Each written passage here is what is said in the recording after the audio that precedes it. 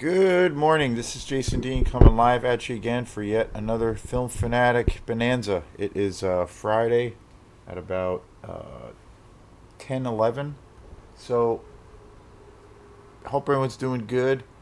This was a video I tried. Well, I did record a video for this movie, but I ended up not having enough time to upload it, and I ended up getting sidetracked and all this crap, and so I ended up still have it, but it's kind of buried. I had done some other videos, so I was just like, screw it, I'm just gonna do it now.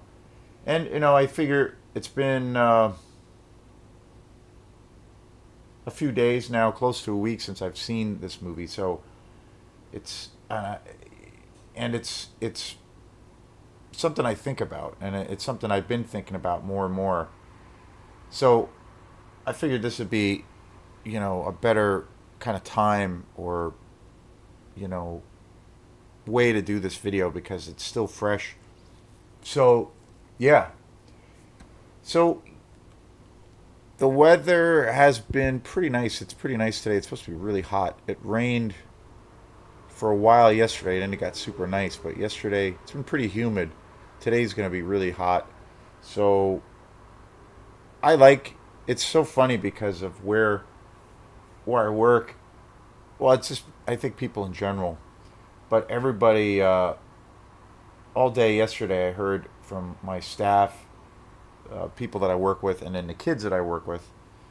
They just complain all day about the heat, and everybody's talking about the fall and winter, and they're looking forward to it. I'm just like, what is wrong with you people? Like, I love the summer, and I love it when it's warm and hot. So, and we just have a real short kind of bracket of time of where it's actually kind of warm out and stuff. So, but anyway, so this I'll give you a little update on some quantum news.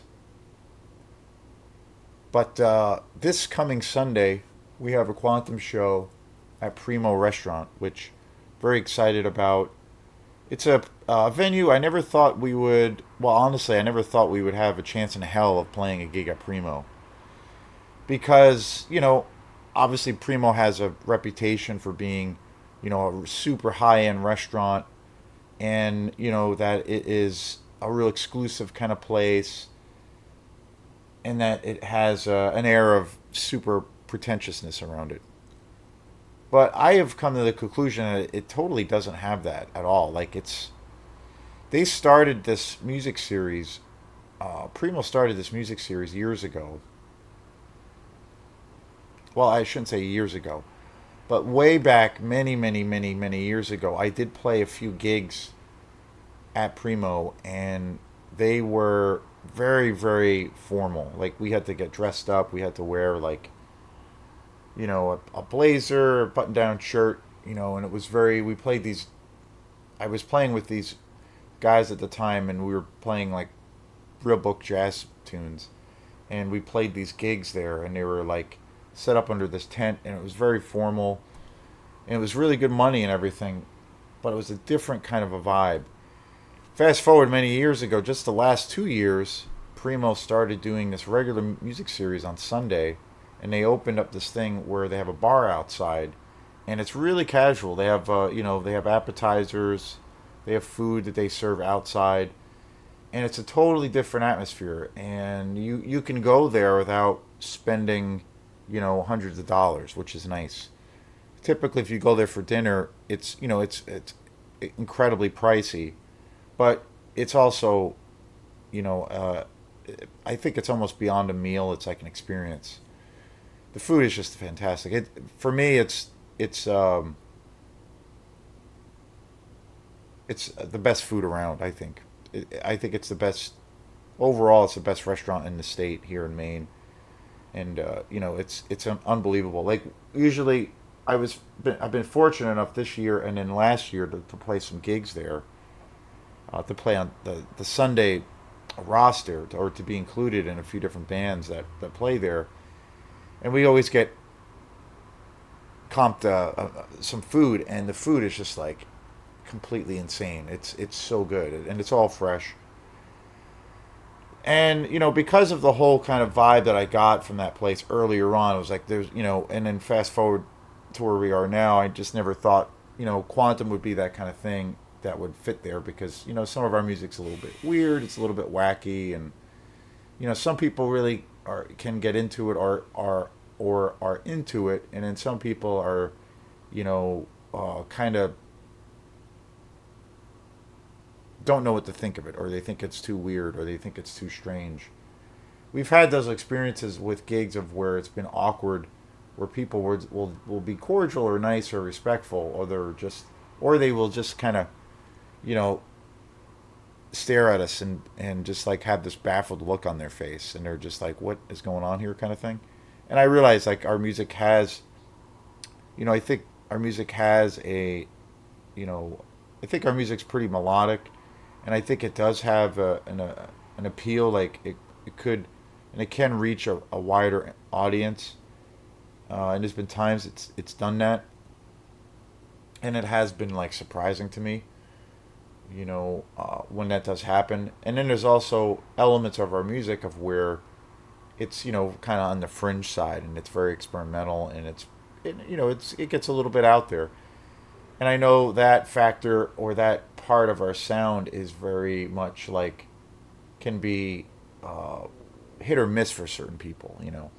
But for me, it's just like, I don't do it on purpose. It just, the music, whether or not people like it or not, is kind of besides the point. But I try to create this music from, a totally organic place. It's not like a shtick of like, well, let's try to make it weird, or try to make it edgy, or it's just, it for me, it just feels like an organic process. It just comes from a natural place. It's just kind of how I naturally write music, and it's just a natural kind of culmination of things I'm influenced by, especially with film.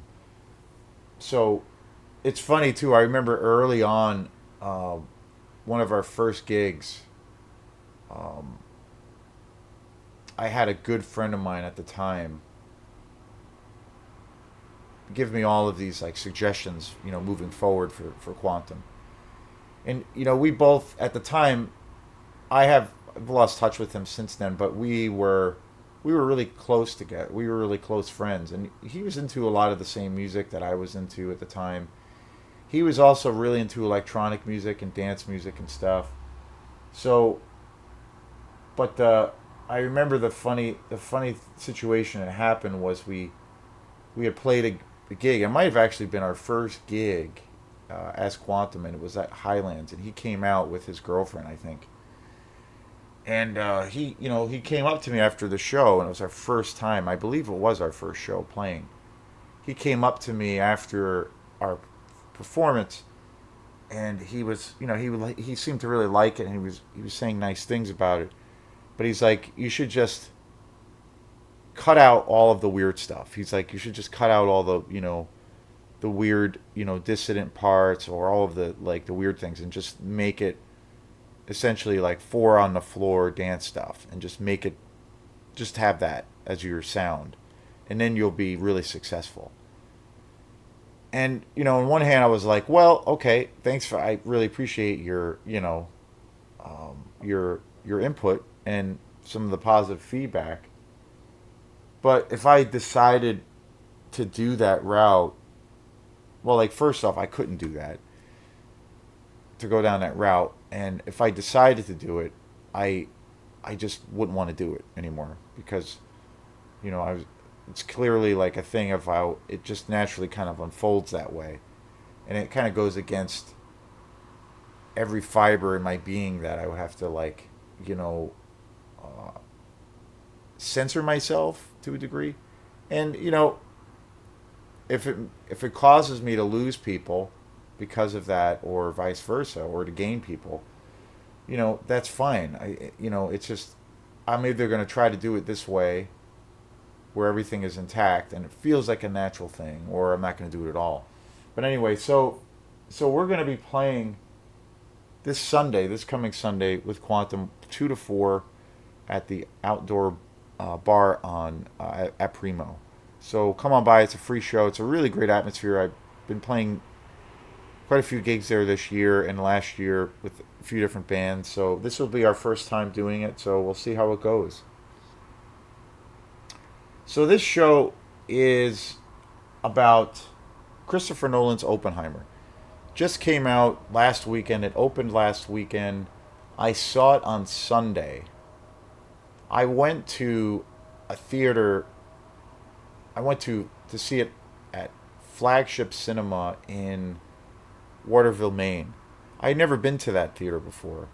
There was a lot of confusion on my part because I had thought that I went with a friend and she bought tickets before, my friend Eric and Patrick, and I thought we were going to the Flagship Cinema in Thomaston, which was, well, it's like 35, 40 minutes from here. But I was going to be down in Rockland, and it was literally like less than, it's like 5 minutes away. So I figured what I was going to do was like go there.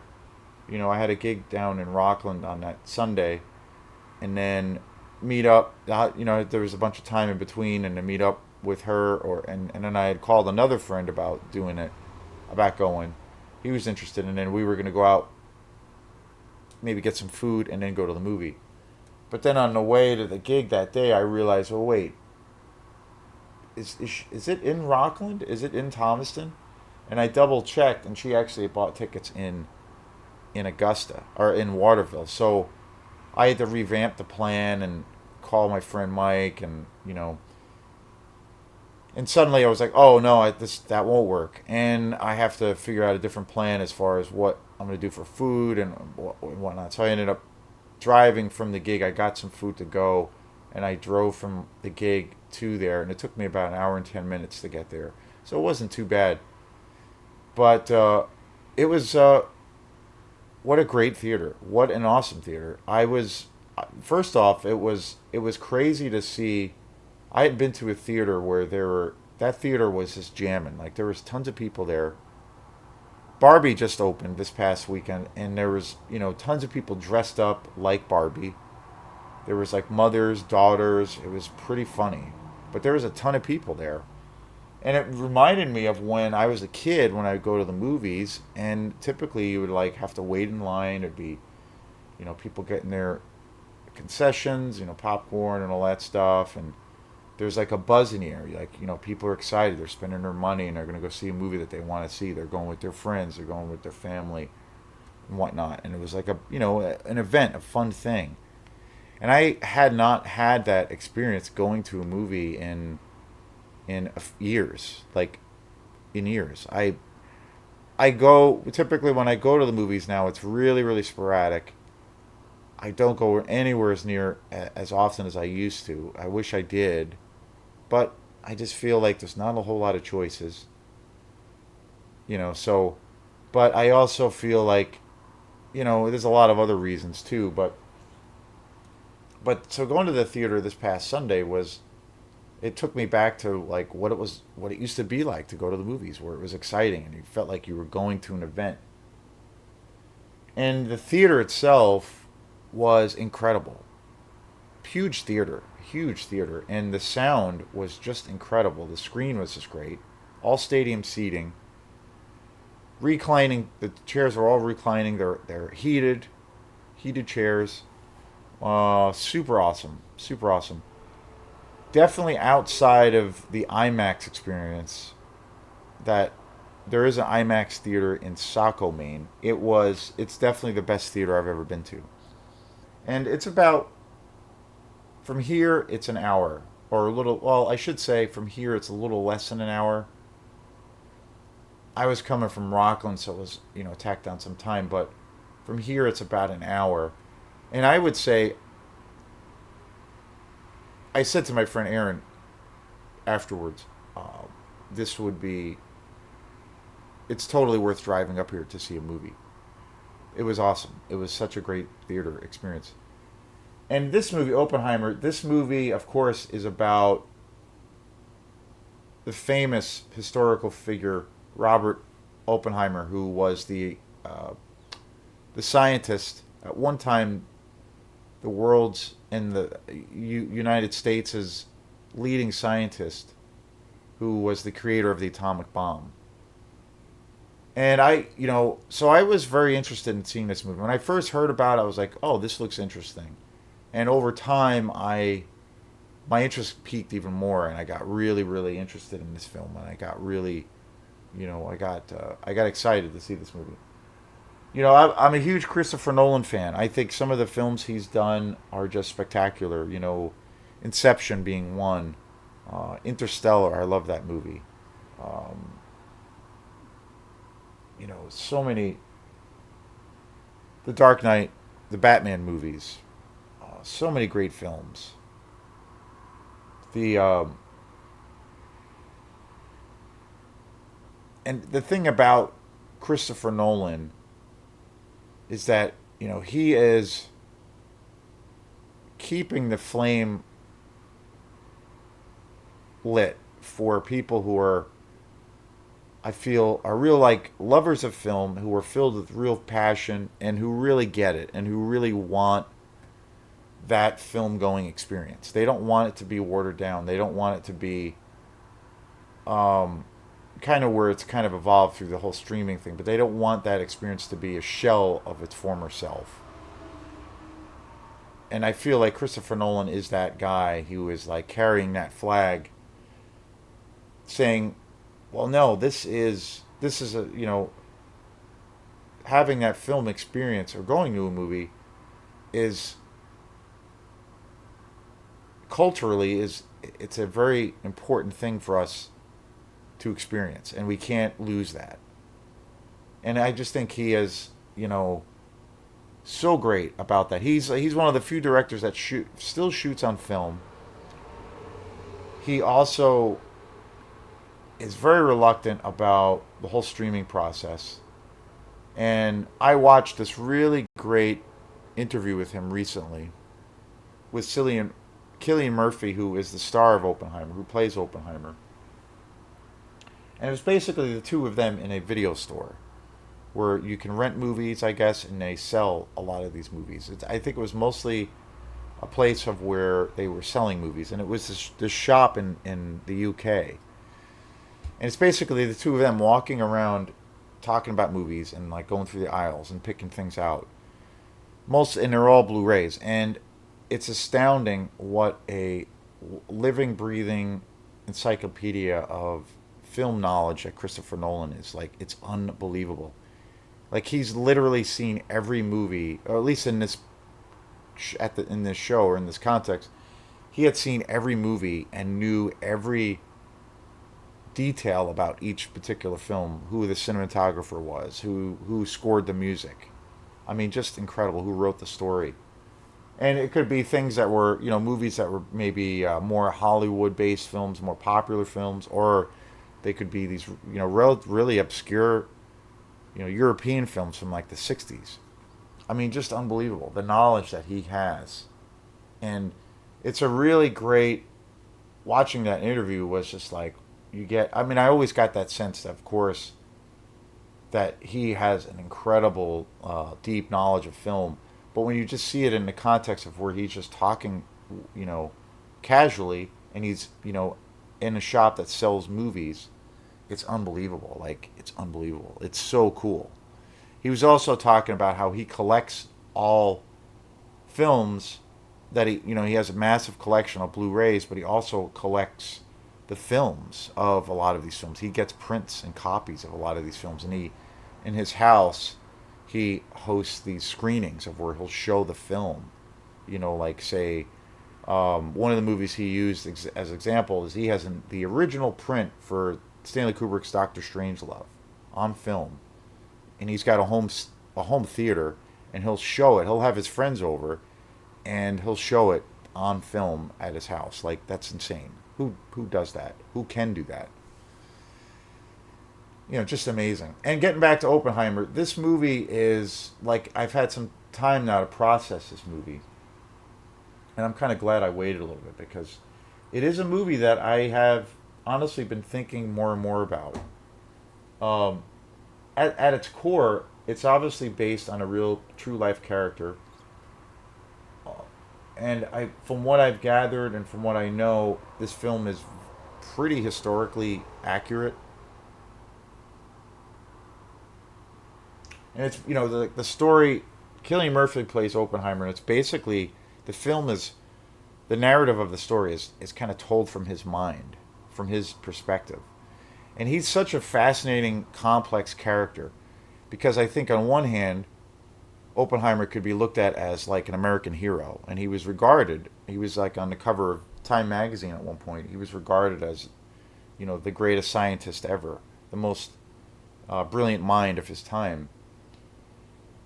But at the same time, he could be regarded as, an evil incarnate, because of the outcome of what the bomb created, and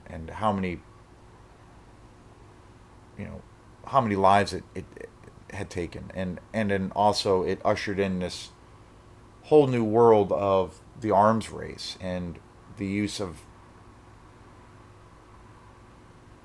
nuclear power and atomic power and expanding the military's ability and the access to creating even bigger bombs. And so he's such an interesting character. He has he's a very the sense that I got from Oppenheimer, the film, was that I didn't know all that much about his life, and the sense that I got was that he was a pretty torn character, kind of a tortured soul.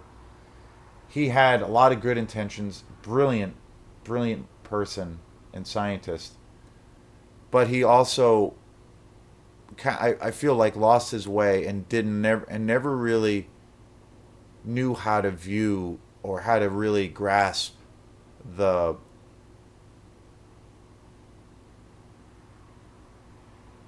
his his things that he brought into the world, meaning the atomic bomb. He really struggled with the ramifications of that, good or bad. So, and this film is such a fascinating portrayal of that. The other thing that's amazing to me is visually this movie is just astounding. It is gorgeous. The music is just astounding for this movie. The cinematography is just incredible. Um, and at its core, it's a 3 hour movie with a group of guys and girls in rooms talking. That's all. That's essentially what it is. But yet, it's so riveting and so captivating and such a magical experience. And to me, that's testimony to how incredible of a director Christopher Nolan can be. There's certain films that I love where there's nothing really happening action wise, but the story is just so well done. Movies like All the President's Men, for instance, one of my all-time favorite movies with Dustin Hoffman and Robert Redford. The movie's about the Watergate scandal, and it's such an intense thriller, I feel. And basically, what that movie is just a group of guys talking in rooms for 2 hours or 3 hours. There's no like action or explosions, but it's just so well written and just so intense and so all the characters are so well fleshed out. I just think that is such a great example of films that real testimony to the power of the art form of cinema, and when you have somebody who has the ability that Christopher Nolan has as a storyteller. The cast for this film is just incredible. I mean, Robert Downey Jr. is just amazing. Florence Page is just amazing. Emily Blunt, Rami Malek, Jack Quaid. Just incredible. Matt Damon. One of the most, I guess you could say, the biggest like star-studded cast I've ever seen for a movie. And this truly fits in the definition of an ensemble cast. I mean, it's unbelievable, but every character shines. I care about everyone that's on the big screen. And it's got a level of sadness. It's a very dark movie. It also has a beauty to it. It's also a very frightening movie. It's a very frightening movie also. But it's such a great character study, and I love that it's told from the perspective of Oppenheimer, played by Cillian Murphy, who is just amazing. And I believe too, like he's worked with Christopher Nolan on quite a few films, and this is his first role as like a leading man, and he's been around for quite a few years. And I think overall it's the probably the best work he's ever done. I mean, he's incredible in it. Gary Oldman is also in this film. He plays Truman, and he's just incredible in it. And I haven't seen Gary Oldman uh, act like this in years. I haven't seen him in this kind of role, and he's incredible. Um, and again, the cinematography is just breathtaking. One of the Probably the thing I love the most about this film is the film score, and it was created by Ludwig Göransson, who also did Christopher Nolan's last film, Tenet, which is not that great of a movie. I mean, it's kind of a mess, but Christopher Nolan, I feel, has a couple of movies that are not very good. The Dark Knight Rises, I think, is one of those movies. That movie was a big disappointment, a real cluttered movie, kind of a mess. And I think Tenet was one of those films also.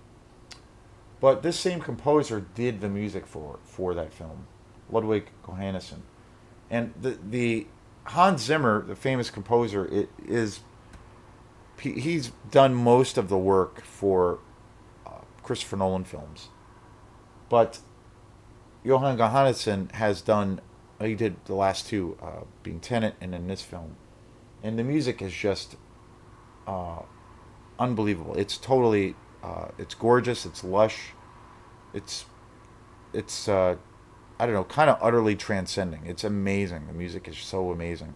There's a lot of music in the film, and I love how much it's used, but how it's still it just it creates this almost heightened reality around the film. Like on paper, this film, because it is long, it is 3 hours on paper, and if it was handled by a less talented director, I think this film could be like wicked dry and boring, and and just too hard to get through. But being that it's got this heightened reality to it, and I think that's due to, I think, the score. It has a slight. I remember talking to Aaron that it has a slightly, because of the music and the cinematography, it has this heightened reality to it. Visually, it's just gorgeous, but it has this like almost heightened reality to it of where you're almost feeling like you're watching a science fiction movie. So it's very interesting, but it is the right ingredient. The music, provides the right ingredient to make it entertaining, but to really give it this heightened sense of where you know it's it's a lot of information coming at you, but it still is entertaining, and visually it's really exciting. So yeah, I definitely definitely super psyched I got to see this in the movies, and especially getting to see it in this really awesome movie theater. First time going to it. Highly recommend Oppenheimer. Without a doubt, a movie to see on the big screen. Uh, a real, truly, truly remarkable film in a lot of ways, and also, just a feast for the senses. So this is Jason Dean, and we will see you next time. Peace.